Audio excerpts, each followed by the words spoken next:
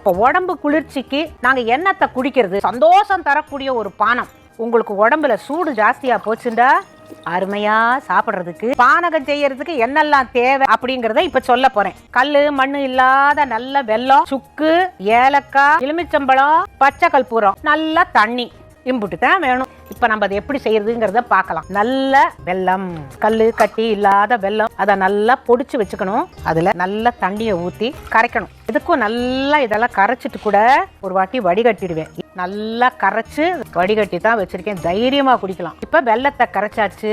இதுல ஏலக்காய் தூள், சுக்கு பொடி, பச்சை கற்பூரம் விரல்ல பாருங்க முனிக்கிட்டேனா, இது அம்புட்டையும் போட்டு நல்லா கலந்துட்டு எலுமிச்சம்பழத்தை பிழிஞ்சு கொஞ்சம் விட்டா போதும். ஆனா எலுமிச்சம்பழம் நல்லது, பித்தத்துக்கும் நல்லது. இப்ப இந்த பானகம் அம்புட்டு நல்லது, நல்லா இனிப்பாவும் இருக்கும், நல்லா உடம்புக்கும் குளிர்ச்சியா இருக்கும். எல்லாரும் நல்லா இருங்கப்பா.